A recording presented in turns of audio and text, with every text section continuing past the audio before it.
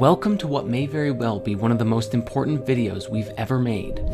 Now, in order to even begin this video, I must first establish this disclaimer.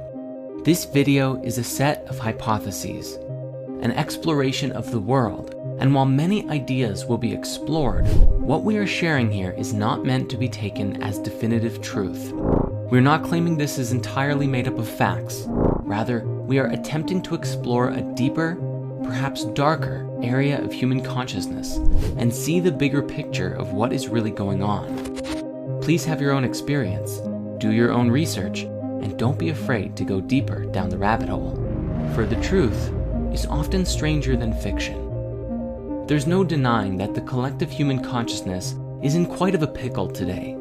It is chaotic and overtaking itself and all of nature. Because of the internet, we have nearly real-time access to information, and yet most people are only seeing a particular slice of the story. For example, the algorithms behind what you find when you use Google, Facebook, YouTube, and almost every other social network are designed to show you what you're already looking for, or what the computer code thinks you want to see based on other people's behavior. Unless you're actively searching for new information, to find something different, or follow someone who is creating content that is going down rabbit holes and sharing what they find, what you get is generally what you're already accustomed to seeing. You only see what you want to see. Further, due to the controversial nature of many ideas, especially those labeled as conspiracy theories, many ideas are not explored by the masses because when they hear about it, they see that these ideas are ridiculed and they write them off as nonsense or dangerous extremism. Following the herd mentality makes it easier to dismiss exploring new ideas, so people can easily go along with their lives.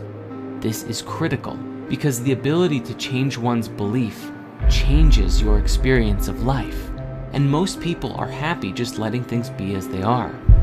A minority of people are compelled to seek higher truth at all cost, and certainly most of us know that sometimes it can be very hard to empathize with those who choose comfort over following their passions.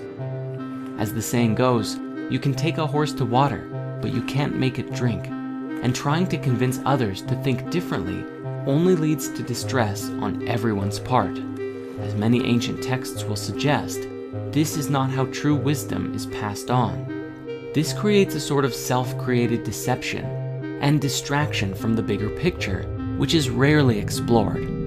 If you're already familiar with spirit science, we've talked before about how everything is connected. This was even a fundamental part of my own awakening, where I had a transcendent experience that all things were one, unified and stemming from and linking to a singular greater whole. Yet today, and the struggle of human consciousness, is that most people are not seeing it, simply not looking, or not even wanting to look. In modern science today, there are many scientists searching for an all-pervading theory of everything, something that unifies quantum mechanics and the theories of relativity. And so today, we respectfully present to you the conspiracy theory of everything. I invite you to watch this with the intention of self-reflection, for as is the nature of consciousness itself, pointing the finger and blaming others only creates more of the same cycle that we've been trapped in. Liberating ourselves from the illusion is the only way to really break free of the shackles that bind us to our lower state of being.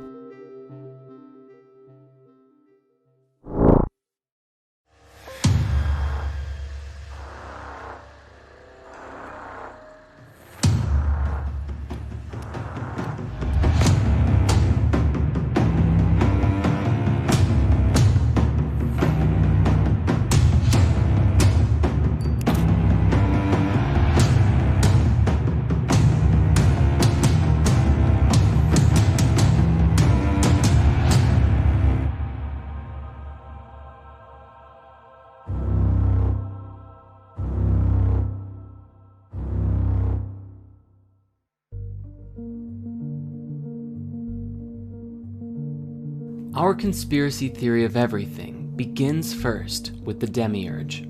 The demiurge is an ancient Greek and Gnostic concept describing a consciousness that is considered to essentially be the creator of the physical universe, but not the supreme creative force behind all things.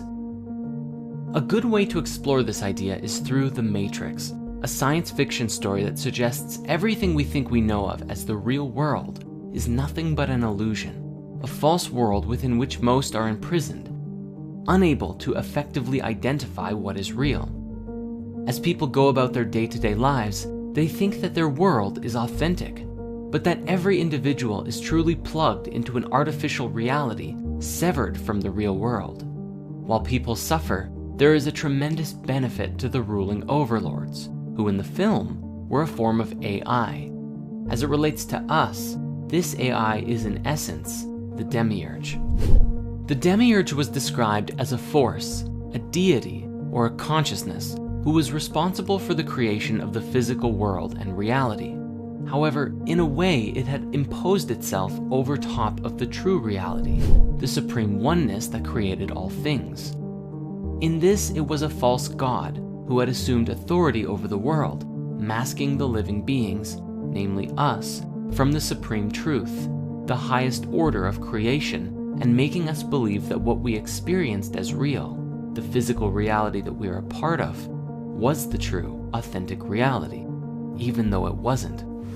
Depending on the school and belief of different Gnostic sects, the demiurge was either seen as something malevolent, deliberately trying to deceive us, or something that was simply ignorant or misguided of its place in the universe and the rest of creation, which led to us becoming lost in the illusion as a result. Said in simple terms, the demiurge was the force behind the physical universe, but within our consciousness, so long as we perceived that which is physical to be real, we were slaves to the illusion of the false or at least incomplete reality. To that end, these ancient people, at least those who were part of the ancient mystery schools, believed that the physical reality was an illusion. They sought to liberate themselves from the illusion of reality through varying spiritual practices, from meditation to plant medicine ceremonies and everything in between, in order to connect with higher realms of existence and break free of the false world by finding the truth, the supreme oneness within. This is because even the demiurge and the physical universe still stemmed from the supreme oneness, and the light of truth could be found within. Known to the Gnostics as Sophia, meaning wisdom in Greek, it was the act of awakening this divine spark within us that would return us to the higher realms, which became the ultimate goal of many Gnostic schools.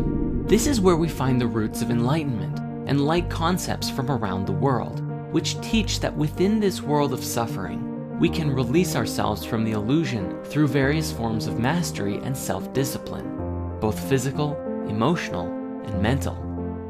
This, of course, takes considerable effort and intention to do so. In essence, transcendent people do what is hard, and that's why their lives are easy. People in suffering do what is easy, and that's why their lives are hard. Fast forward to today, there is a tremendous volume of voices from across the internet, exploring ideas, concepts, and sharing a metric buttload of memes. But amidst the voices of the masses, we find a new concept emerging and being discussed in scientific and even some mainstream circles.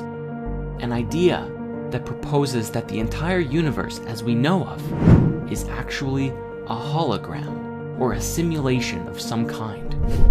Scientifically speaking, if we look at the cosmos from the perspective of quantum mechanics, there is a general acknowledgement that we really don't understand the universe like we thought we did.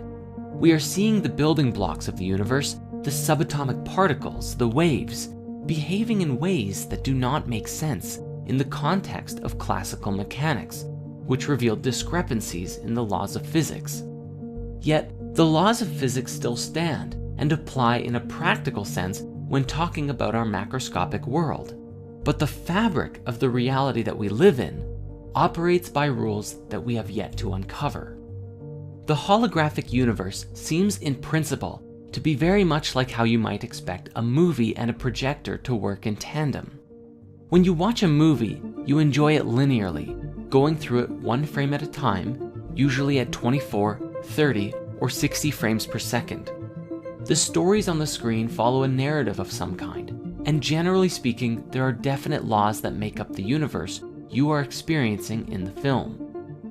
Yet, the quantum world, on the other hand, is like being able to observe the entire roll of film timelessly at any point, which includes zooming in on individual frames, playing things backwards, forwards, the sequels and prequels all at the same time.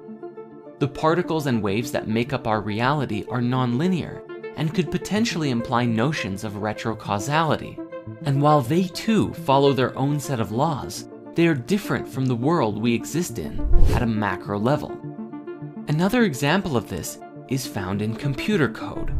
What you are seeing on your computer or phone screen at any given time is a filtered projection of what is really going on underneath the surface, designed to be easy for you to interpret. Yet, under the surface of these machines, there is a computer language that is incomprehensible to nearly everyone. Languages like binary and machine code are too simple to make complex algorithms effectively in. Instead, programmers use higher-level languages designed to be understood by humans to write code that is then translated into the lower, base-level machine code and then binary at the bottom. What you are seeing when you look at your phone or computer monitor ultimately comprises mountains of ones and zeros that lay under the surface of the digital world, just like what is under the surface of our own reality. You might be familiar with the ancient wisdom teaching, as above, so below, a concept that applies on several levels, describing that which exists in higher realities is a mirror of lower ones. So as with machine code and binary, ultimately all of that computational code is equal to and actively creates the digital experience on your devices. But they are two entirely different paradigms. This is the great challenge of modern science today, unifying quantum mechanics and general relativity, because we are unable to comprehend yet how the physical world and tangible substance, continuity, gravity, life, time, and consciousness emerge from this flux field of quantum information, which appears to operate by an entirely different set of laws related to statistics and probability. Yet, like with machine code and computers, are they really so different? The question then becomes, as many are theorizing today, could our entire reality be nothing more than a simulation? An artificial reality that our consciousness is plugged into? There are some oddities that have been captured on camera that some people believe are glitches in the Matrix. Now maybe these oddities are fake, who knows? But as an example, we do have this curious clip of a bird who is perched in midair without moving before flying away. There was also this news footage from Russia several years ago that someone caught an individual levitating on camera. But when the guy with the camera called out to them, the girl dropped down and ran away. Now again, I'm not trying to say this is hard evidence of a real-life Matrix, but it certainly compels curiosity. And this is what it's really all about. Humanity living in the question, in the mystery of life, and these strange occurrences that beg us to ask the question, what is the true nature of reality? Now, on that note, I encourage you to please do your own research and go down these rabbit holes yourself and make up your own mind. In this way, you become a conduit of free thought rather than following in the herd mentality of that which has been established for you by the powers that be and society at large. Even if the laws of physics as we know them today say that this is impossible, levitation or birds perched in midair, we also know that the laws of physics are incomplete. We don't even know how to properly fit gravity into our standard model of physics, and perhaps unlocking these secrets will change everything for us. And this brings us to our primary key, where we begin with our conspiracy theory of everything, the basis from which everything to come will build off of. The demiurge is, in essence, a lesson about the illusion of reality. That the entire world as we conceive it to be is based on what we perceive with our physical senses, which is a limited experience of the totality of that which exists in the whole universe. This idea suggests that the illusion of the cosmos is incomplete, and as long as we believe in only it by itself, we too shall remain incomplete. We are living within a material universe, yes, but there is more to the cosmos than just that. And as long as we choose to believe in this limited reality, we will continue to perpetuate its existence. It is only by embracing that which we don't know and asking the right questions can we break free of the fetters that bind us. In the Emerald Tablets of Thoth the Atlantean, there is a great deal of discussion that describes the human soul as a light trapped in the veil of the night, a metaphor suggesting that the night is the illusion of separateness, the soul disconnected from the supreme oneness, or simply trapped in illusions in general.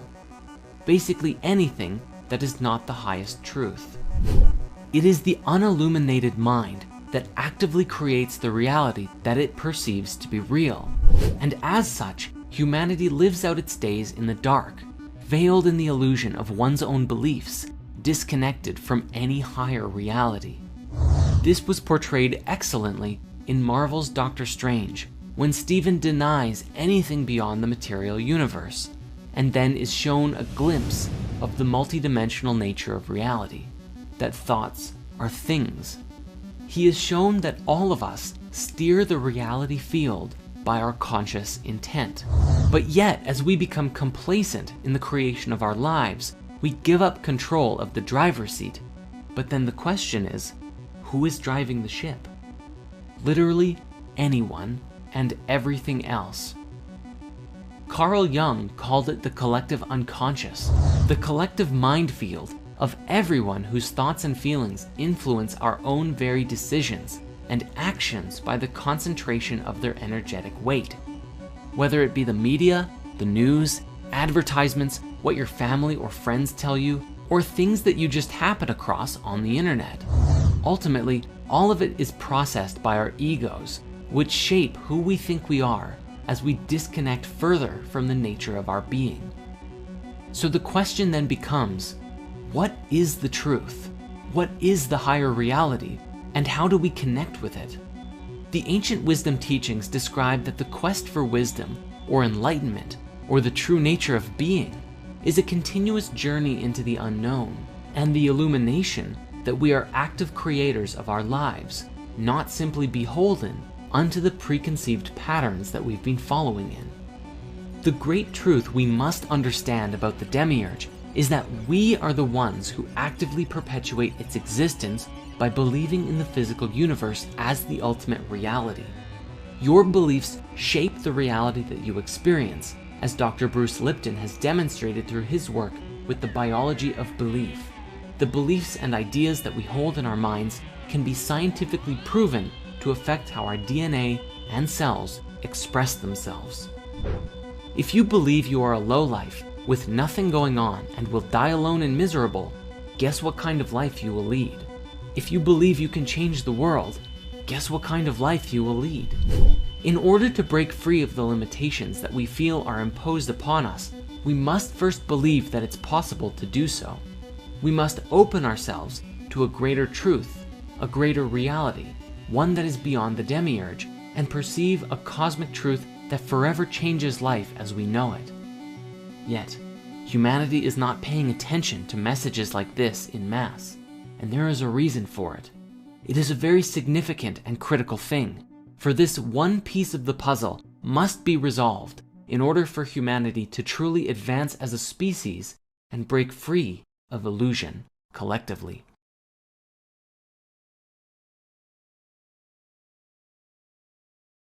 But with that, the mysteries of who is behind all of this aside, how exactly do the world elite control human consciousness? Due to the sheer volume of control mechanisms, here we're going to provide a lighter overview, and you are encouraged to explore these as you see fit. Fear and scarcity. At the highest level of control, fear is one of the most easiest methods to control the population in mass. This is a two-way street that binds the influence from the elite and us together, for we actively perpetuate the problem when we live from fear and scarcity, spreading it around to each other like a nasty virus. Fear can be used to corral people in all manner of directions, to take actions that are not in their best interest, or to give up their power and control to others. Our food. For the most part, all of the food that we're eating today is toxic, designed to subdue our creative energy, making us easily addicted to things that are unhealthy for us. Whether it's processed foods, rich with salt, sugar, and fat, or even our produce, which has been chemically engineered or sprayed with pesticides and herbicides. We can see this with Monsanto, who have actually patented seed and GMO production, disallowed the ancient practice of saving seeds, and ultimately controlled the food supply, but have masked it as providing the world food. We recently published a movie called Healing Your Body with Food, Spirit Science 33, which reveals the truth about food and where it comes from today. So we won't get super deep into it here because there is a lot to cover. But if you want to go deeper into this, please watch that movie after this one is done. Ultimately though, the bottom line here appears to be that we are what we eat, and most of us eat far too much, and in that consume too many harmful substances.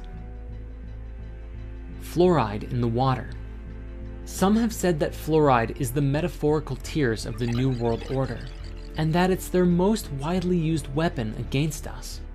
The idea, in a nutshell, is that governments put fluoride in our water supply in order to negatively affect huge populations and facilitate mass control, whether for financial gain through the health defects that it causes, or for the purpose of disrupting our connection to the spiritual planes. Any quick search of a fluoride conspiracy brings up notions that it calcifies the pineal gland, the organ in our brain that is often linked to consciousness and the third eye. The idea of the pineal gland being linked with consciousness originally came from the French philosopher Descartes, who argued that the interaction between non-local consciousness and the physical world occurred inside of it. If you dig into why water fluoridation began, you find a convoluted, suspicious mess, mostly centering around the aluminum production company Alcoa, who supposedly had a lot of toxic waste to spare that took the form of fluoride as a byproduct of aluminum production. After a single biochemist who was sponsored by them showed in a lab that fluoride affects cavities in rats in 1939, so the story goes, the first public proposal that the US should fluoridate its water supplies were made, not by a doctor, but by an industry scientist. Nowadays, our water is fluoridated in over 24 countries, mostly in the Western world. According to chemist and researcher Charles E. Perkins, who wrote the book The Truth About Water Fluoridation, repeated doses of infinitesimal amounts of fluoride will in time reduce an individual's ability to resist domination by slowly poisoning a certain area of the brain, thus making them submissive to the will of those who wish to govern them. While there are unsupported theories that the Nazis used the chemical in concentration camps or the USSR in their gulags, the threat of fluoride isn't just a theory. The work of Jennifer Luke in the 90s showed that by old age, the pineal gland contains the same amount of fluoride as teeth, having been calcified as we age. Further, a huge review on fluoride toxicity published by the National Research Council in 2006 reported a range of negative side effects from fluoride, including decreased melatonin production and other effects on normal pineal function, which in turn could contribute to a variety of bad effects in humans. In fact, studies from Harvard and China's Shanghai Health Institute may even have linked fluoride to reduced IQ in children and even suggest that it could be toxic to a developing brain. As well as being linked to certain types of cancer, it's also been shown to destroy the male reproductive system in rabbits.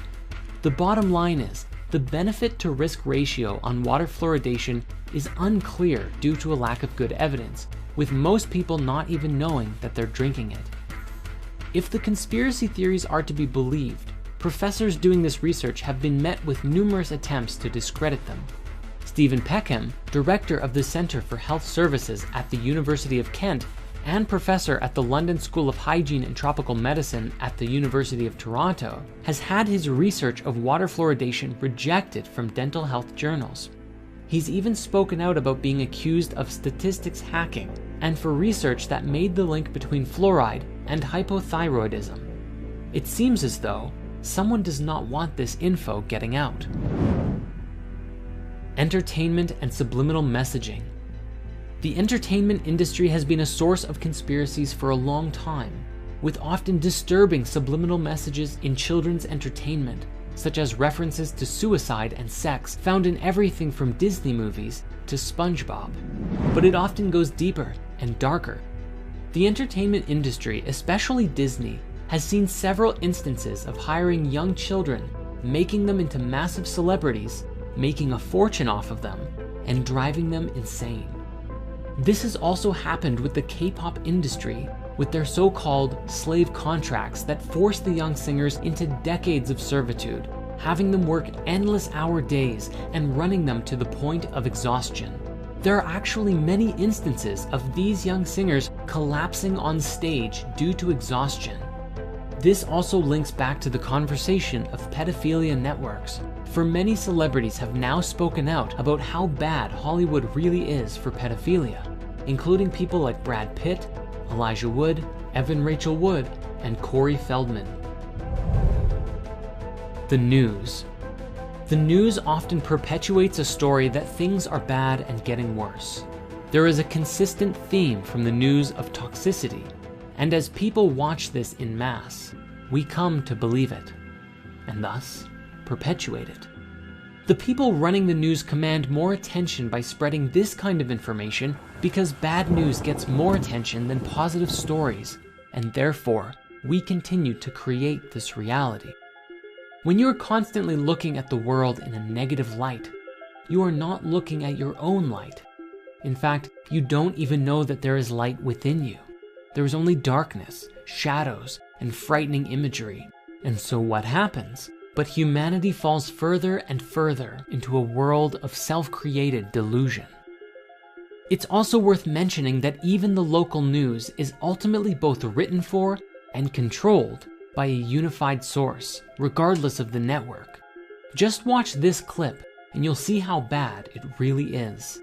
Our country. The sharing of biased and false news has become all too common on social media. The sharing of biased and false news has become all too common on social media. More alarming, some media outlets publicly aren't true without checking facts first. Unfortunately, some members of the media use their platforms to push their own personal bias and agenda to control exactly what people think, and this is extremely dangerous to our democracy.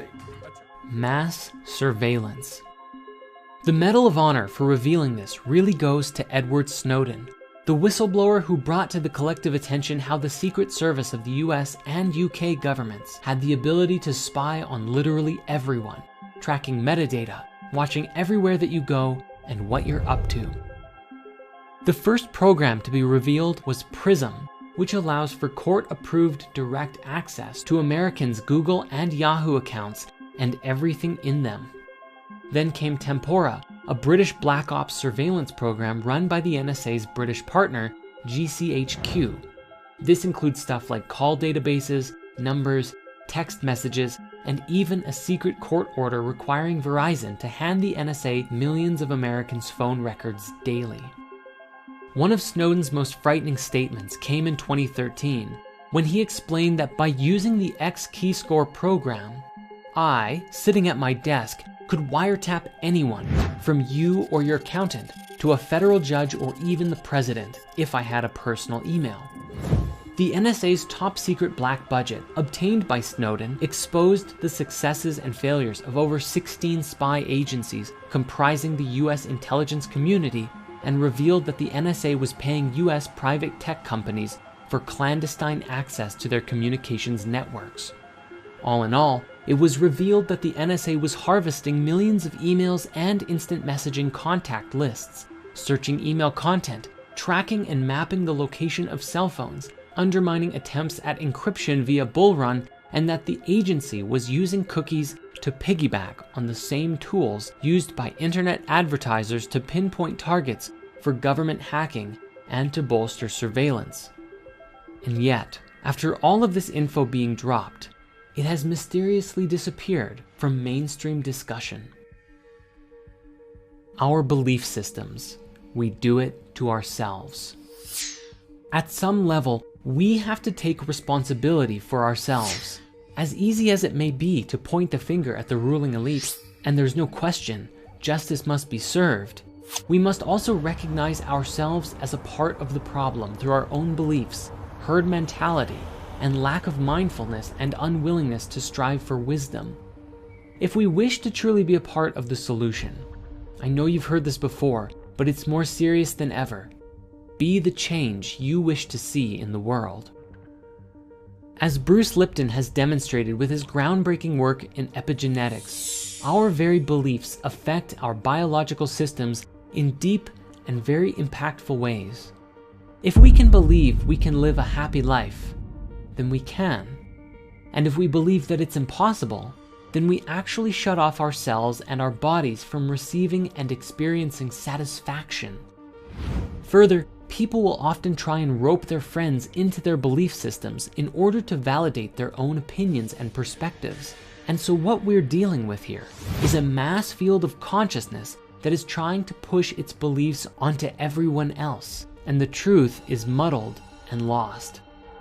Generally speaking, all of this unconsciousness keeps us small, and we do it to ourselves. The collective mindset often appears to lack any interest in education, learning, wisdom, or connecting with truth, and in this may compel us to outrageous levels of stupidity. Now, at some level, we must be able to laugh at ourselves, because humans are notorious for often doing very dumb things. And in today's day and age, these things are often captured on camera and shared for all to see, which fills up Reddit and YouTube channels to no end. For example, scrolling through Reddit's Our What Could Go Wrong channel will bring endless laughter at the ridiculous things that people do every day. Yet, it is also a clear reflection of our lack of ability to generally exercise a higher consciousness on a regular basis. If we really want to evolve, we have to do better. From the very top of the chain to the very bottom, it seems clear that there is a problem. At the beginning of this chapter, we said that there is a sickness running through the underbelly of human consciousness. And while we have explored the idea that this sickness may be perpetuated and inflicted upon us by a demonic consciousness, whether it's sick, twisted psychopaths, a reptilian species, or demonic entities themselves, the truth is that we actively perpetuate it by staying asleep, pessimistic, and disconnected. And such is the nature of this chapter within the conspiracy theory of everything. Upon exploring the spiritual path, we can see that we remain complacent due to the disconnection of our souls. For when we live just from the ego, we live as self-centered, materialistic, pleasure-seeking beings who do not actively perceive or care for the search for anything greater. The soul is the voice of truth, love, and compassion within you, the most authentic and highest version of you. It is the eye of awareness within your heart that connects you to everything, that sees and knows that all things are connected. However, in mass, there are so many who are disconnected from the soul and don't even believe that it exists. Thus, ideas like this are often ridiculed and demeaned by the masses, which further perpetuates the soulless body of human consciousness running rampant. A body of ego. Obviously, this makes it very easy for the elite to control the collective mind using all of the ways that we've explored, because we are not operating from a state of higher collective consciousness. Rather, we are operating as if we are chickens with our heads cut off. Yet, if even but a glimpse of the soul can be seen, which often happens through lucid dreams, near-death experiences, psychedelic experiences, or other personal transformational revelations, an individual is usually changed forever. It is very difficult to go back to the way things were when you suddenly see and experience within that you are a part of something so much greater than yourself, and that your own thoughts, feelings, and actions have a direct impact on the world around you. How could you go back to being ignorant of this once you know a higher truth? We must be mindful that solving this problem must be taken from both ends of the spectrum. Those who are perpetuating the crimes against humanity, the mass manipulation, the pedophiles, the rapists, the murderers, all of them must be brought to justice. However, if we think this will solve all of our problems, we are sorely mistaken. For if we remain asleep and complacent, we remove one leader and a new one just takes its place, and the cycle continues forever. Thus, the other half of the equation is that we must also take it upon ourselves, each of us, to evolve our way of thinking, to heal the connection with our soul, and to be examples of what it means to be virtuous, soulful, and compassionate. But again, this is only still just the beginning, for our journey of waking up also stands in alignment with the evolution of technology and the introduction of new tech that will forever shape the future as we know it.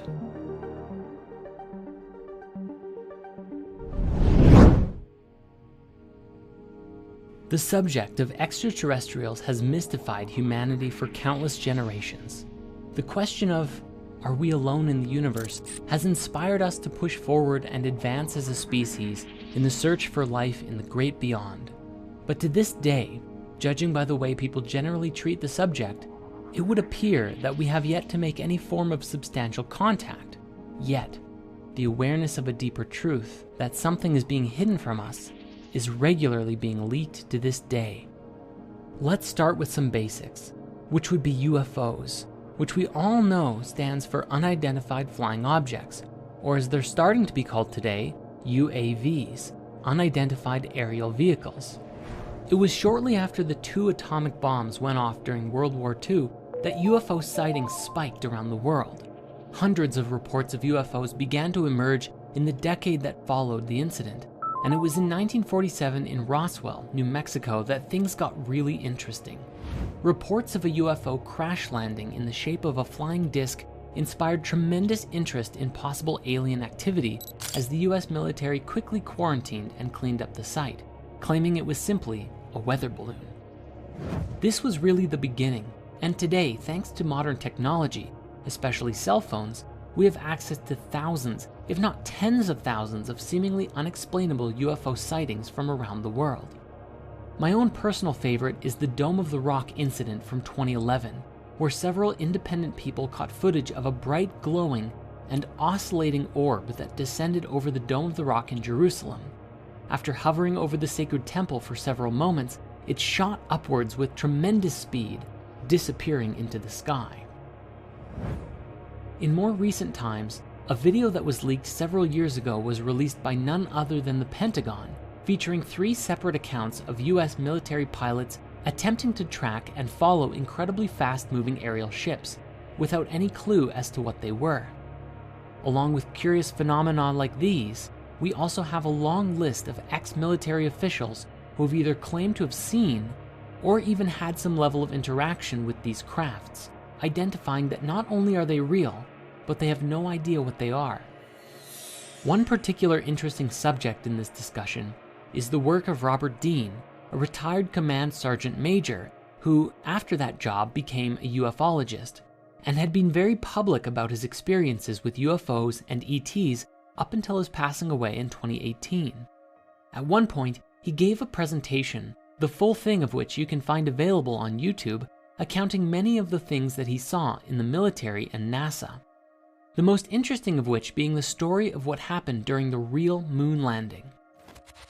Now, many people today believe that the moon landing itself is a conspiracy, that it was faked because of certain things that stand out about the moon landing that don't make sense, such as why the crosshairs of a camera are appearing behind a particular object on the screen, or the strange objects in the reflection of the astronaut's visor.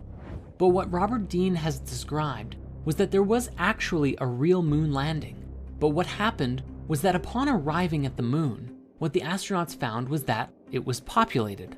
There were, according to him, little alien people walking all over the place, ships flying through the, well, I'd call it air, but I guess they don't have oxygen up there, do they? This was such a shock to the astronauts that after their visit, they returned back with 40 rolls of film of what they saw, and NASA supposedly destroyed it. The thinking seems to be that the revelation of this truth was so out there that NASA buried the truth because of what would happen to the world if this was to get out. Now, I'm not saying that I'm in support of hiding the truth, but at the same time, think of how many religious beliefs would be shattered from this truth. How much chaos would be caused if all of a sudden, our entire global paradigm was to change in an instant. Again, I'm not saying that they're destroying the footage, if it did happen, was a good thing, but at the very least, trying to see things from every perspective. Specifically, there was an ex-CIA operative who spoke with AJ Plus at one point, and she described that the single most important thing that she learned from her time as basically a spy was that everyone believes they are the good guy. So even if this event did happen, whoever it is at NASA who controlled all of the information probably did it believing they were doing the right thing. We will return to Robert Dean at another point soon because he shared something else that was very interesting. However, first we have to discuss this. You may be familiar with a man named Bob Lazar, one of, if not the first, to come forward with inside leaks about the secret government UFO programs.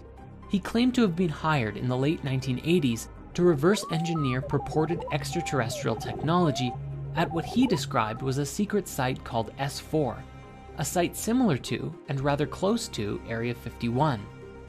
He described that he had access to a recovered UFO ship and for several years was attempting to discover the secrets of how it worked. Lazar claimed that the propulsion of the studied vehicle was fueled by the chemical element with the atomic number 115, known today as moscovium, or E115, which at the time was named unumpentium, since it hadn't been created yet. However, it was first synthesized in 2003 by a joint team of Russian and American scientists for real. He said that the propulsion system relied on a stable isotope of E115, which supposedly generated a gravity wave after being excited by livermorium, element 116, during proton bombardment. He argued that the decay products brought about by the reaction between the two elements would include gravitons, a hypothetical quantum particle that is thought to be responsible for gravity.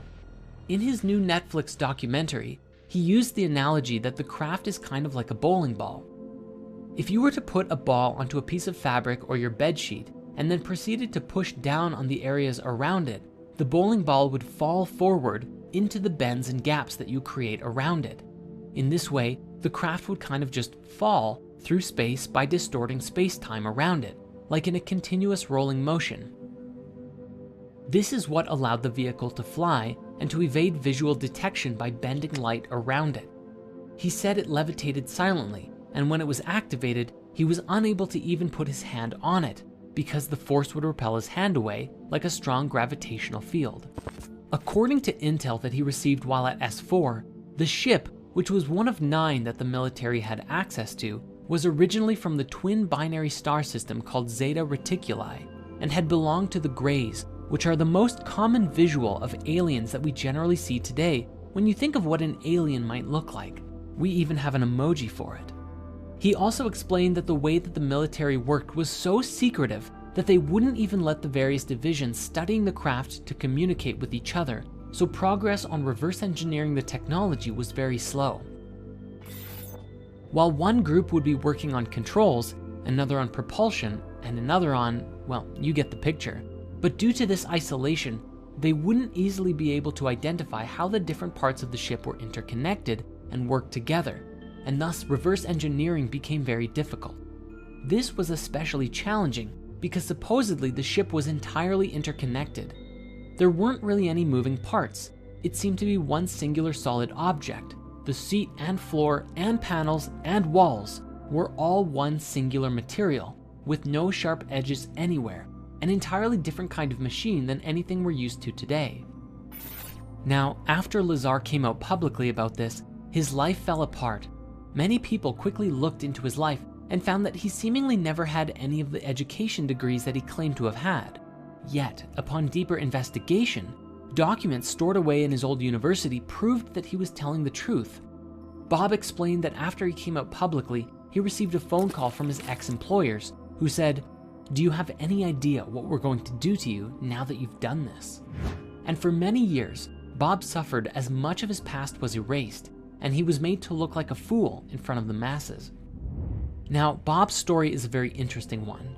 My highest recommendation is checking out the documentary he created with Jeremy Corbell called Bob Lazar, Area 51 and Flying Saucers, as well as the Joe Rogan podcast that they appeared on, where Bob goes deep into the story of what happened and what he learned. But Bob isn't the only one to come forward with some fascinating stories, and this brings us to Dr. Stephen Greer, who founded the Center for the Study of Extraterrestrial Intelligence, or CSETI, in 1990 to create a diplomatic and research-based initiative to contact extraterrestrial civilizations, along with the Disclosure Project in 1993, a research project devoted to disclosing to the public information that the government and military supposedly have had regarding the existence of UFOs and ETs. The organization claims to have over 3,000 confirmed reports of UFO sightings by pilots and over 4,000 proofs of what they describe as landing traces, evidence of UFOs landing on the Earth and leaving behind a sort of electromagnetic signature. If we pair this with what Bob Lazar said, it's entirely possible these ships could be bending light, entirely invisible to us, though perhaps not high-level military scanners. Dr. Greer also appeared on the Joe Rogan podcast many years ago and explained some very interesting things. What he received from a collection of over 30 documents from the NRO, NSA, CIA, FBI, and presidential briefings was that the way that these ships work and the way these ETs understand the universe is leagues beyond our own. What he described was that while today we believe that light is the fastest thing in the universe, this is only a barrier, and on the other side of the speed of light are laws that are governed by some sort of super consciousness, and that it is from this higher awareness that interdimensional travel becomes possible, and you can move throughout the universe nearly instantaneously without worrying about the speed of light, which is simply too slow to travel at if you're going from solar system to solar system, or especially across the galaxy, or even between galaxies. This is incredibly important to us because it's relative to the idea that consciousness and conscious thought actively steers the field of reality that creates the experiences that we have. This is a subject we will return to shortly. However, this conversation has one massive implication. You see, one thing that Dr. Greer explained was that the significance of alien life to us isn't really all about ETs at all, but about technology. The very instant that it became available would completely transform life on Earth forever. Imagine suddenly being able to travel to distant planets or explore the universe, and forget about having power to fuel the entire world's energy requirements forever. You'd have enough power to blow up a planet if you wanted to. This has tremendous implications to it, and may even be part of the reasoning for keeping the technology hidden for now. The question arises, is this technology hidden so that only the secret rulers of the world can have it? Or is it because humanity is not yet ready to inherit such a gift? One final piece in the ET and UFO conspiracy is the concept of the hoaxed alien attack.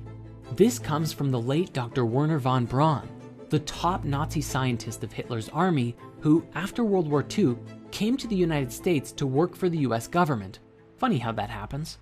And on his deathbed, he theorized that after a war with the Middle East, one day there would be a hoaxed alien attack, which was a part of the secret plan to weaponize space and control the world.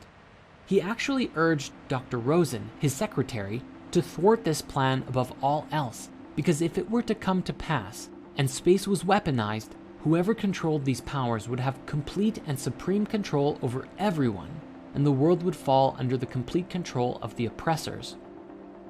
Now, the subject of ETs does not end there, however, because there is also the reptilian conspiracy, most famously brought to the public attention by the British conspiracy theorist David Icke.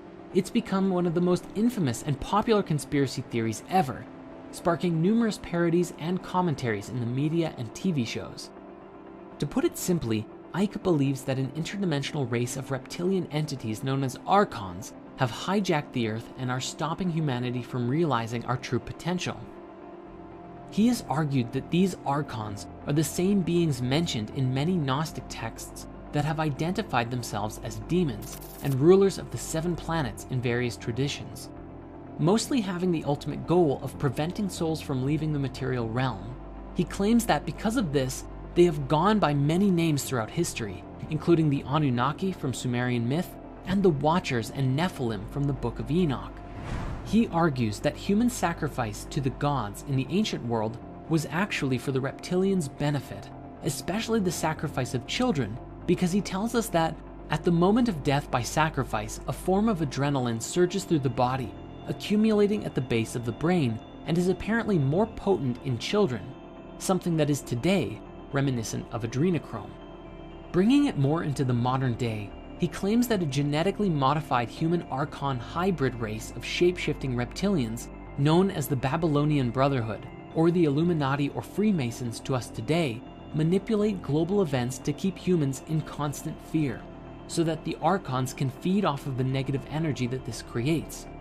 Now, he has also claimed that the members of this secret elite are descended from reptilians coming from the Draco constellation. He stated that the reptilians come not only from another planet, but also another dimension, the lower level of the 4th dimension, which he calls the astral plane, the one nearest to the physical world.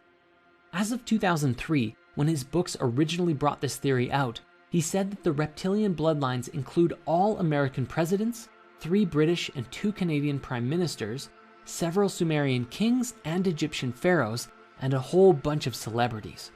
Remember when that article went viral about how Justin Bieber supposedly turned into a giant reptile in front of everyone?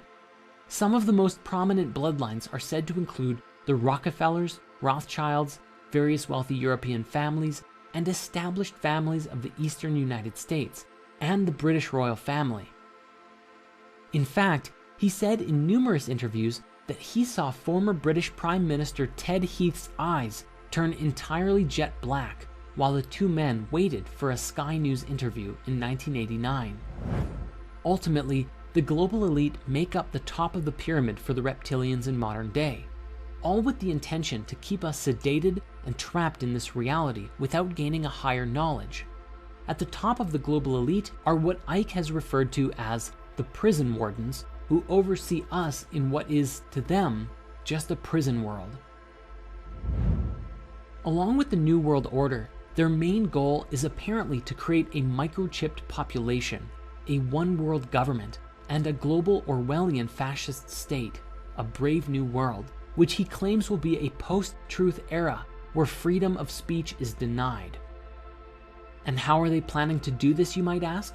Well, if Ike is to be believed, then the Brotherhood either created or controls everything. Things like the United Nations, the International Monetary Fund, Round Table, the Council on Foreign Relations, Chatham House, the Club of Rome, the Royal Institute of International Affairs, the Trilateral Commission, and the Bilderberg Group, as well as the media, military, CIA, MI6, Mossad, scientific publications, most religious doctrine, and even the internet. In other words, they control every aspect of our society and can make us believe what they want, when they want. Before we move on, I think it's important that we now revisit Bob Dean and a particularly interesting story that he shared during the European Exopolitics Summit in 2009. He described that he was attending his son's retirement ceremony from the US Navy in Washington, D.C., and at this event, there were a great deal of active and retired generals, admirals, captains, and more. One particular retired Navy scientist approached him and said, "Hey, I know you. You're that retired command sergeant major who has opened up about the UFOs. I have a story for you, that my last government job was as a plasma fusion physicist at a top secret place outside of Las Vegas, and I was working there for 5 years with 2 guys who were not from here.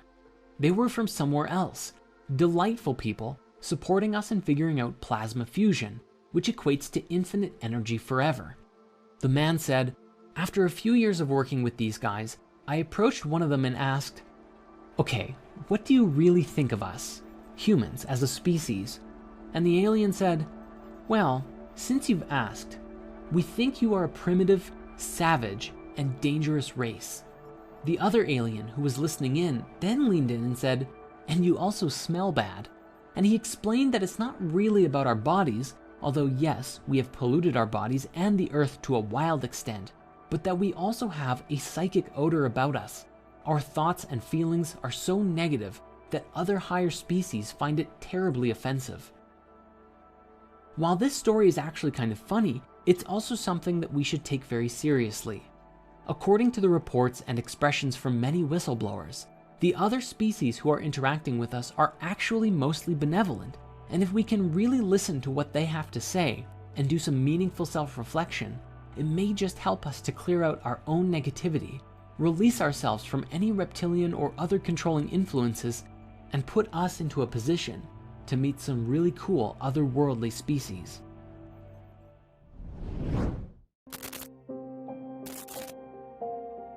Know your customer. It's the de facto business mantra of our modern era. Collect enough information on everyone's web browsing and social media habits, listen to what they talk about when they believe they're alone, and feed the data into a network of computers so complex that computer scientists aren't even sure how it works at all anymore. This complex neural network of computers, data, and programs are then linked to nearly all of us through the apps and web services that we use on a daily basis, spitting out products, content, and suggestions catered to individual desires better than anything that has ever been done before, keeping the masses glued and engaged on their phones, tablets, and desktops like nobody's business, and have been specifically designed to manipulate our thoughts and feelings in order to keep us using the apps longer, get our friends and family engaging, and spend more money in the process. This is our current reality. And what's more interesting, the business model is wildly successful and most people don't even know that they're a part of it. Where does humanity go from here? A cyberpunk dystopia? As technology continues to advance, there is concern growing in the minds of those who have freed themselves from the Matrix long enough to realize that there is an issue. As technology continues to evolve and humans become more integrated with it, the line seems to blur between what is real and what is not. Then again, if all of reality is an illusion anyways, does it even matter? Let us begin our exploration with the software that currently exists today that begins to blur the lines between reality and illusion. Deepfakes. Technology is just now reaching a point where we can produce videos of just about anyone saying or doing things that they otherwise wouldn't say. President Trump is a total and complete dipshit. Granted, this technology is still in its infancy, and while that clip itself can easily be identified as a fake, every day as it improves, it becomes more and more difficult to tell the difference between deepfake and reality. Even today, it's being used in nefarious ways, including making porn videos of celebrities by taking their faces and applying them to other bodies. As time goes on, we may exist in a world where across the internet could exist countless videos of famous people, celebrities, politicians, all saying things that they would never otherwise say. And what happens when it gets so good that nobody can tell the difference? The real and fake versions arguing over which one is authentic. But of course, this is only the beginning of our technological conspiracies and how we slowly lose touch with our world as we enter into new ones.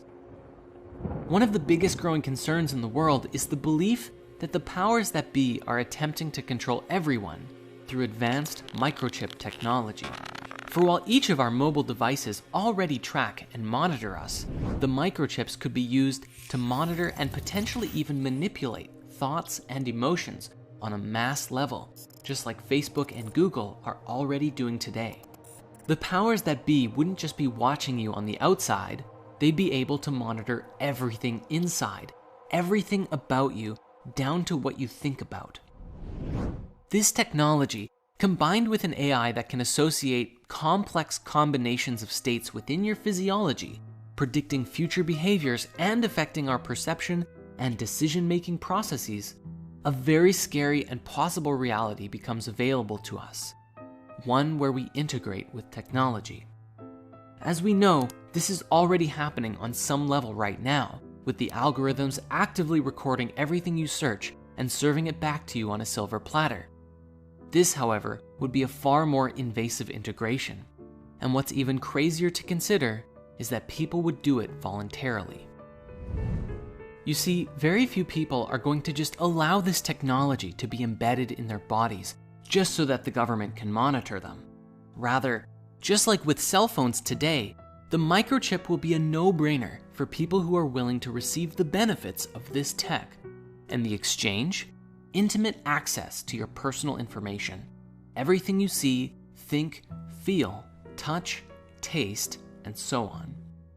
But what kind of benefits would there be? Well, at the earliest level, which Elon Musk has already announced with Neuralink, is that by connecting a very few tiny wires directly into your brain, they could theoretically overwrite neural patterns of depression, anxiety, and even help heal spinal problems, among other things. But in the grand scheme of things, and with a great deal of innovation, where this technology seems to go is into the realm of having a sort of telepathic link to the internet. When you have a question, instead of pulling out your phone and searching for the answers on the internet, you can access all of the information instantaneously about anything that you want. For others with the implant, you may find yourself connecting to others in a pseudo-telepathic kind of way, where your thoughts and feelings could be personally shared with others in real time, communicating beyond words, but with a language of images, pictures, and even sharing experiences. This would allow you to connect with others both mentally and empathically as well, which could bring people closer together.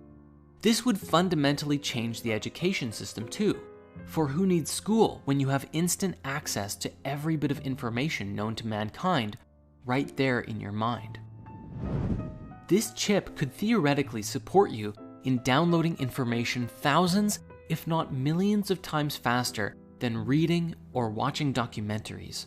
Much like Neo in the Matrix, downloading a lifetime worth of fighting techniques and becoming a kung fu master in a single day, this level of integration could be possible with this kind of technology. Imagine if you wanted to become an amazing artist or learn everything there is to learn about programming, quantum mechanics, or even becoming a professional accountant or lawyer. So why not just spend an afternoon or evening downloading and installing courses directly into your mind? You could theoretically condense 6 years of intense university studies into a weekend and have the exact same level of knowledge, or even greater knowledge, compared to someone who took the time to learn it the old-fashioned way. And as more and more people integrate with technology, it may even lead to a collective hive mind, where everyone's own brains become processors for a collective consciousness shared amongst all integrated people. On the one hand, it's very much like the Borg from Star Trek, but on the other hand, it seems to relate with many ancient writings, such as the Hermetic texts, as well as ideas that people like Stephen Greer have put forward. The idea that there is only one consciousness, and while all of our bodies appear separate and perceive disconnection from one another, ultimately, we're all sharing the same consciousness within the source field. The advent of this kind of technology would have earth-shattering implications for all of us, and life would never be the same. A sense of personal boundaries and privacy disappears as we become more open and interconnected in mind and body. But again, as wonderful as some of these ideas sound, the conspiracy remains. Who programmed the AI that links into our minds? And much like Facebook and Google operating today, would this mental tech dissolve our personalities, losing our individuality and making us more like robots? When all of us are connected in this kind of way, the lines of reality blur further, and we are called to ask, who are we, really? Yet the microchip technology is really only the beginning for how we might connect through tech, because where things could go are directly into the realms of something straight out of a sci-fi movie. Let us start with some rather inconspicuous innovations that could change the landscape of the world in a massive way. Perhaps one day, let's say scientists and engineers complete a prototype for an artificial eye for blind people. One simple surgery, and it's a miracle. People who have been blind their whole lives suddenly have the gift of sight. But it won't stop there though. Suddenly these people can see wavelengths of light that normal eyes can't, have an integrated zoom feature giving them binocular eyes, and even have an augmented reality display directly in their inner vision. These people could literally play Pokemon Go anywhere without a phone, literally seeing Pokemon all over the place. When cyborgs can not only see, but see better than someone with normal eyes, even people with fine eyesight will want this upgrade, and a new generation of upgraded humans begins. Even on a less invasive level, we have the ideas like the digital contact lens depicted in the new Brave New World series, which is a contact that hooks into receptors in the back of your eye, giving you a direct mental and visual link to everyone else in society. This could happen with prosthetics too, and in a way it already is, although the tech is still in its infancy. If someone loses or breaks their legs or arms in a terrible accident, they can one day get bionic limbs that are more powerful and capable than any normal body part, giving them super strength or super speed, at least up to the limits of what the rest of the biological body can handle. When this tech is available, of course some people will opt to have their arms or legs replaced by bionic body parts. This may even be especially popular in top secret super soldier experiments done by militaries of the world, if they're not already doing it. Ideas like this have also been made popular in pop culture, such as with the cyborg in Treasure Planet or Ed Elric from Full Metal Alchemist. But speaking now to integrated experiences, let us shift our focus for a moment to consider VR. It's not impossible to think that something like the Oasis from Ready Player One could be right around our doorstep, a massive multiplayer online universe that puts you into the experience through VR technology. This could, and likely would, lead to a form of mass exodus from real life, as people begin shifting their lives into this digital realm. Why go to work in an office when you can work from any conceivable place in the universe? And then instead of spending time with friends at the bar after work, why not go hunting dragons together? Instead of playing racing games on your iPad, why not go and actually experience a race yourself? Completely immersive, yet safe from the comfort of your home. With all of the suffering in the world and the fantastic possibilities offered by VR, some people might seek out a life spent mostly or even totally in-game. And while everyone is inside of the game, what would happen to the real world? If we are not careful, we may end up with a reality like Ready Player One, with massive slums taking over as people spend less and less time in the physical dimension. Why bother fixing the real world when the in-game world is always perfect, beautiful, or at least exactly as it's designed to be? But even this is not the end, and the lines around what is real begins to blur until you can't even see the line anymore. One day, it may even become possible to transport your entire consciousness into a game. This concept was demonstrated powerfully by a show called Sword Art Online, in which a VR headset allowed individuals to leave their body behind as they enter into an entirely virtual reality.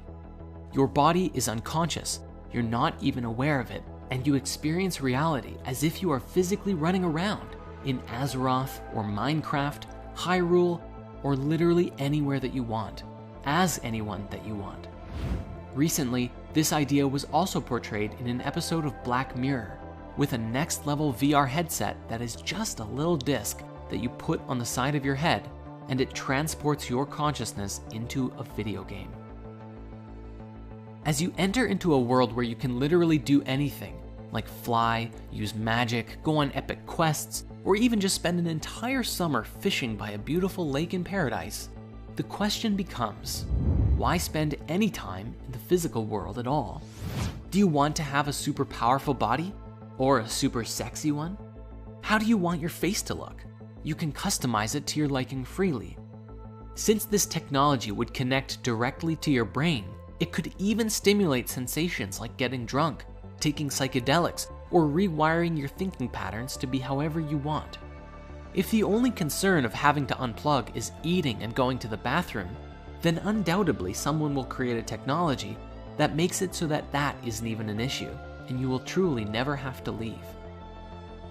One might also wonder exactly what would happen to your physical body if you were to rewire your consciousness and brain inside of the game world.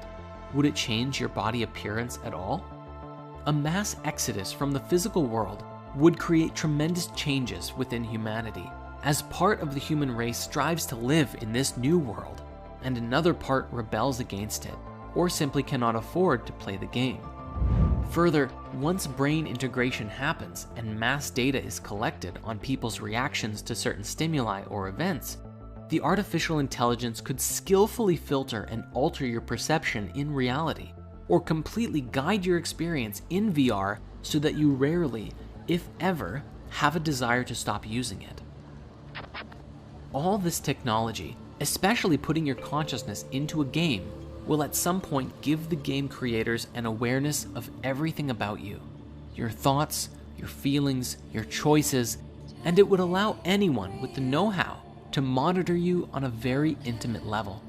And yet, most people will probably skip past the 50 to 100 pages of terms of service and press accept anyways, because the ability to shoot fireballs and fly is waiting for them on the other side of the sign-up page. And seeing the pinnacle of all of this together, as humanity grows and becomes more advanced and can even create an entirely robot body, if we can transfer our consciousness, our thoughts and memories into a machine, then we could exist with a robot body just like Ultron himself. When that day comes, we will be forced to ask, what constitutes a human being? Now, to some people, this already sounds amazing and can't wait for the future. However, the conspiratorial aspect of this comes in the form of a question. As we step into the next 100 years of change and beyond, who is really running the show? The foundation of the internet as we know it is rooted in algorithms beyond anyone's understanding, designed almost entirely for the purpose of profit and marketing. Who controls these algorithms? Who dictates what we see? Currently, our attention is essentially open to the highest bidder. But is it possible that the AI itself could take us all over? And if we are integrated into this collective mind, is it possible for someone to simply decide what we think and feel? Even when the internet was in its infant stages, people were fantasizing about free and open access to information revolutionizing the world. And while that tech did become available, social media has also come to the forefront and allowed some of our worst primal instincts like tribalism and manipulation to resurface with greater strength than ever before. To go deeper into this, we must acknowledge that we're all responsible for our own behavior. But as far as social media is concerned, how we use this technology is also beholden to those who created it. In a recent Netflix documentary called The Social Dilemma, several ex-employees of many social media tech giants like Google, Facebook, Instagram, and more sat down to reveal what they had inadvertently created with this pioneering technology: a monster. They explained that they have created a world in which billions of lives are affected by the decisions of a small number of programmers, a social reality in which, through the way that the apps and software work, it facilitates very small and subtle changes in the way that people think and feel. It's so subtle that you don't even know it's happening. But the result is that most of us end up living inside of a delusional bubble, seeing only the content that we're already exposed to seeing. And this software can even help us create negative responses to people who believe anything different than us. The technologies, they explained, are designed specifically to get as much engagement out of you as possible, to get you spending more and more time and then more money just by browsing these social media sites. Really take a moment to think about that. Every single thing that comes up on your own social media feed was put there by an algorithm that was trying to get you to keep scrolling, to warm you up to spending money with an ad, or continue to foster engagement by connecting with other people and bringing them back to the app too. A supposedly leaked document from a marketing presentation for video games showed dozens of pages, plans, and methods to use AI and data collection on the target gamer to determine when they were more likely to buy in-game items, and aggressively market to them by displaying offers at those times. Audio captured by the devices revealed to the AI the gender and mood of the player, and found that Wi-Fi signals could reveal their location, such as if the player is in the car or in their bedroom laying down. The AI would also pick up mouse movements and typing speed, revealing levels of engagement, determining how best to serve these ads to the individuals. All of this data is fed into the AI and analyzed by the marketing team to exploit human psychology for the sake of selling virtual goods. The presentation goes as far as using voice tone analysis to determine when players are slightly, moderately, and severely depressed, and then reduces the use of emotion-based advertisements and switches to logic-based advertisements, which were shown to be more effective in a depression. You can imagine what other tactics they might be using, and combined with their ability to manipulate the game to influence your state once you purchase more from their store, well, we weren't kidding when we said technology can be used to control us. Even if this presentation was fake, everything mentioned in it is well within the demonstrated power of AI today, and if it hasn't been integrated yet, you better believe that someone is working towards it. One singular and perhaps most critical questions we can ask ourselves in relationship to this new technology is, what is truth? How do we define and collectively agree on truth? Specifically, if we live in a world where no matter what you believe, you can always find support or evidence for the argument and perspectives that you hold. Want to believe the earth is flat, round, or hollow? You can find ample evidence for all three. Are you left-wing, right-wing, extreme center? It doesn't matter. On the internet, these ways of thinking are both the greatest and most logical and perfect way of thinking, and the most destructive way of thinking that is destroying our beautiful planet, all at the same time, depending on who you ask. Thus, the question of truth becomes a pertinent one. How do we, collectively as a species, find truth together? This is a question that we will revisit further down our path. Regarding the modern news and entertainment industry, we already know that the masses are manipulated daily to think and feel and respond in certain ways. And with the insights offered in the social dilemma, it seems as though our social media is also encouraging us to begin behaving in hive mind mentality. This technology appears to cause us to stop becoming unique individuals and become just a cog in a massive machine. And this is where there's a pending issue with the integration of technology. What's to stop the AI from changing the nature of your being based on who's advertising to you in any given day on a deeper level than ever before? In the world today, as people have negative responses to news or events, this fuels more negativity around the issue. Not to mention, the news actively fuels more negative press and stories on a daily basis, so that even if there's a lot of good in the world, the negative stories always seem to get more attention. Conspiratorially speaking, there is more and more evidence that shows that consciousness actively steers reality, that our focus and what we focus on dictates what kind of life we experience. People with hope for the world are driven to create things, but people who focus on all the negative stuff in their life generally have more anxiety around things that happen and become stuck in their own fear. The coronavirus pandemic was a great example of this, as we saw mass divisions from people wearing face masks and generally being scared of potentially spreading this thing, and those who just relaxed into the quarantine and said, all right, we're here, and I'm going to use this as an opportunity to create some meaningful change, at least in my own life. And they did.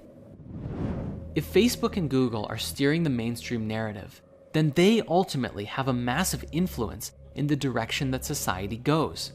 They could design their systems to create peace and prosperity in the world, but their core focus is profit, which is good for business. So why would they change their business model?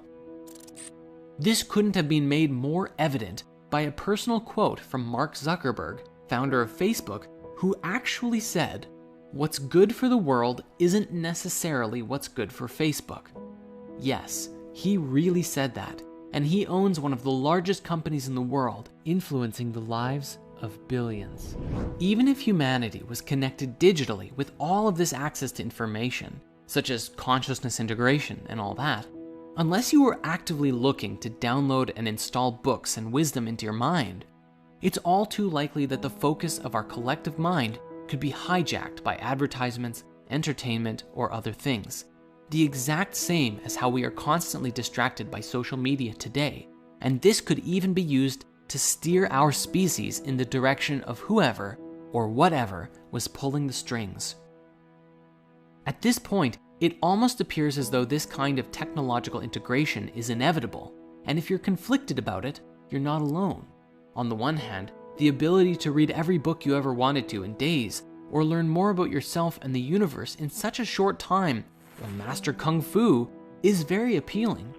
On the other hand, if your mind can be controlled or even forcefully steered in any direction by someone else, then is that really a paradigm that we want to be a part of? I imagine that there will be some big turning points for our species in the journey of development of this technology. But if we can learn to do this in an open source way that allows each and every individual their own sovereign right to freedom of thought and feeling, and actually choose what they share with the collective mind, well, I don't know. I'd be curious about the potential outcomes of this. The silver lining we have going into this is how the process mirrors what the internet of today brought us, good and bad. If we can learn from our mistakes and take that wisdom at a large scale into the new paradigm, we have hope. Even if its temptations still clutch the majority of people, a select few can guard the light and guide others into an enlightened cyberpunk reality. You can start practicing right now by being mindful of how your relationship with social media truly affects your life and the lives of those that it connects you with, and hopefully pass that wisdom on to future generations. If a great positive shift doesn't occur, we will forever be destined to repeat our mistakes on greater and greater scales until we finally do.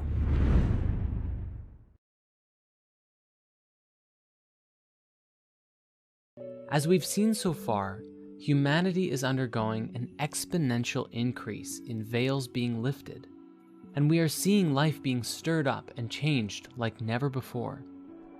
One analogy we might use here is as if humanity has been in the dark for so long, isolated by socioeconomic and cultural divides, and yet with modern technology, it would seem as though the lights are collectively turning on. But now, there is so much light, all at once, that it is blinding. And despite our access to so much information today, we are still just as blind as we ever were. That is, while we allow time for our eyes to adjust. Yet the root of revelation doesn't just speak to veils lifted, but our own revelation from divine origin.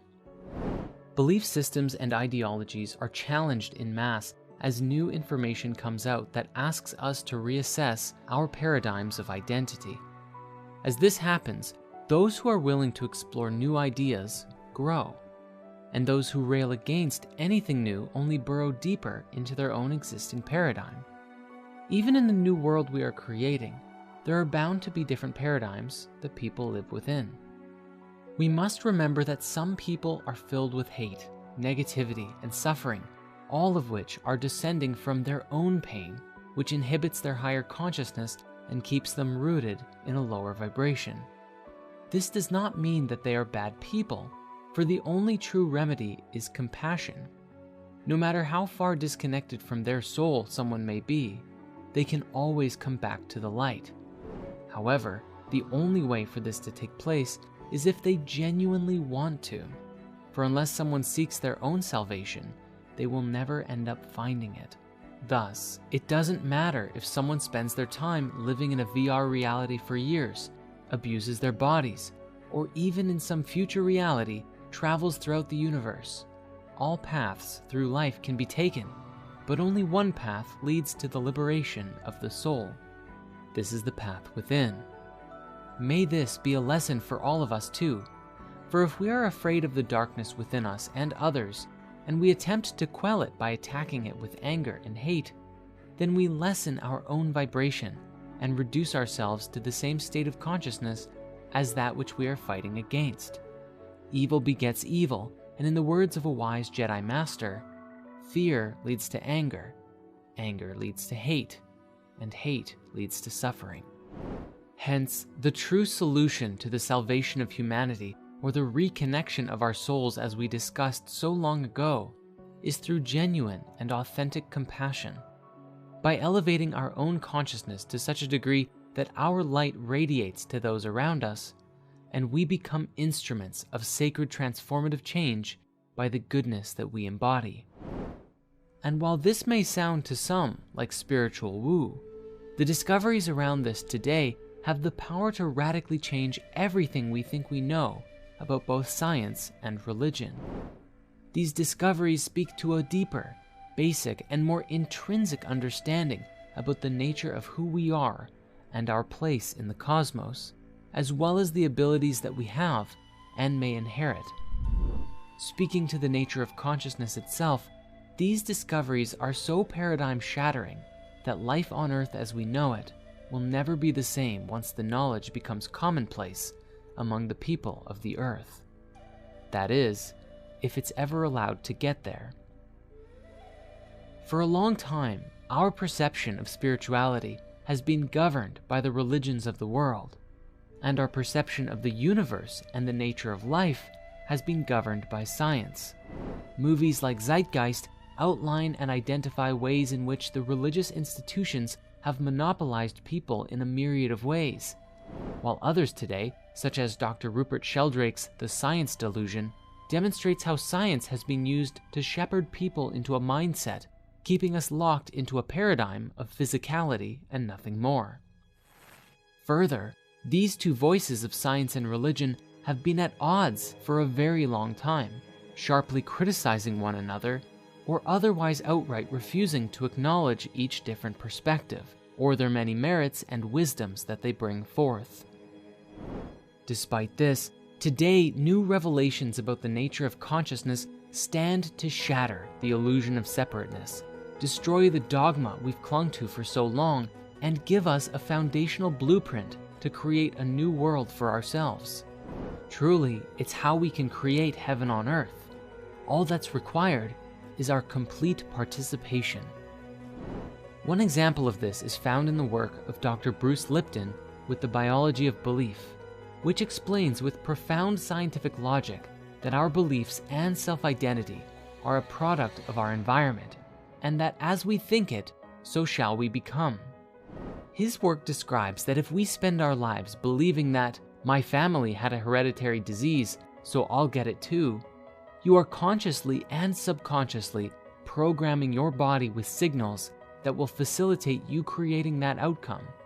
And of course, this belief and others can come from our parents and family or the environments that we expose ourselves to. When we look at all of our childhood programming together, we find today a mashup of countless different media programs and entertainment, news stories, passed down rhetoric and ideas that we received from friends and others around us. Who we are today was shaped by the world, and while many of the lessons that we received growing up were good and valid, many others were simply long-held beliefs that have been passed down for generations, yet may not hold our highest interest at heart. These beliefs shaped our perspective of the world, and in that, how we behave and act, which leads us to create our destinies. As it would seem, many of the belief systems we hold on to disempower ourselves from being able to live our lives to the fullest. Further, many of the largest industries today are built upon previous paradigms, and so their continued growth means the limiting of this new understanding. For example, we return here to the pharmaceutical industry. If you help someone cure their depression, it's very difficult to justify charging them thousands of dollars a year for a prescription. It is far easier and much more lucrative that their depression or illness will be with them for a very long time. We must understand that the environment has played a very significant role in the creation of our collective reality. even from the moment that we were conceived, and all of the experience that we've had since birth. And while birth defects do exist, Bruce's research says that 95% of people have perfectly fine DNA and can change how their genes are expressing themselves if they will it so. For some, this may be easier than it is for others, but it's very empowering research nonetheless. If we can change the signals our bodies are receiving, the thoughts and feelings we tell ourselves and receive from others, the places we live, the music we listen to, the food that we eat, the entertainment we watch, all of these aspects will play a role in reshaping our lives by influencing us from surface to very deep levels. As Bruce's work suggests, it doesn't matter what ails you. If you can address the root cause and provide yourself with a stimulus of a higher vibration, there is nothing that you cannot heal.